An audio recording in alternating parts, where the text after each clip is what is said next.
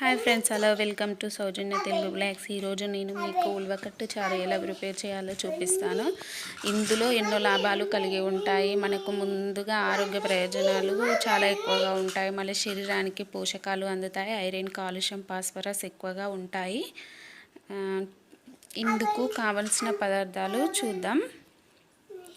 1 cup ఉలువలు ముందు రోజు night తీసుకున్నానండి.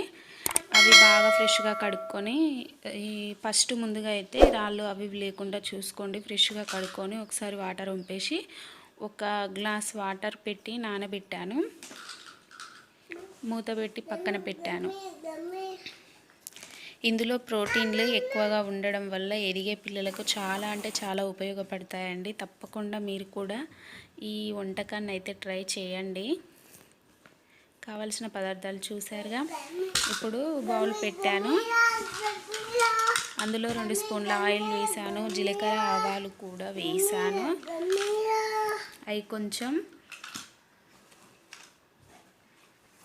చిటపటలాడిన తర్వాత ఆనియన్, పచ్చిమిర్చి కూడా వేసుకోవాలి. ఈ చారు అయితే మేరాలకు బాగా అంటే బాగా ఉపయోగపడుతుందండి.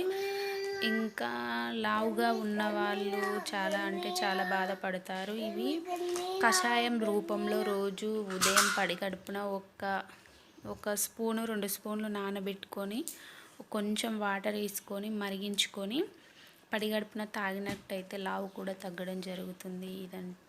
దీనివల్ల ఇంకా ఎన్నో లాభాలు ఉన్నాయి, చెప్పుకుంటూ పోతే ఇంకా ఉన్నాయండి, చాలా ఉన్నాయి. టమాటో, ఇవన్నీ, కారం, 2 స్పూన్ల కారం వేసాను. 2 స్పూన్ల ఉప్పు,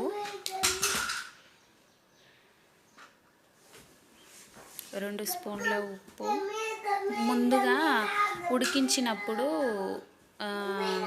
వాటర్ తీసేసాను కదా, ఆ వాటర్ ఫస్ట్ వేసుకున్నాను. తర్వాత మిక్సీ పట్టాను కదా ఉలువలు, మిక్సీ పట్టి అవి కొంచెం నూనెలో అది ఏమంటారు, కొంచెం నూనెలో పచ్చివాసన పోయేంత వరకు ఏగిన తర్వాత చింతపులుసు పోసాను.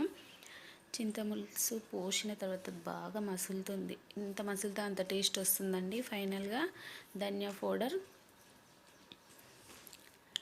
జీలకర్ర మెంతుల పొడి వేస్తే సాంబార్ మసాలా వేయవలసిన అవసరం లేదు. చారు ఆటోమేటిక్గా టేస్ట్ అనేది వస్తుంది.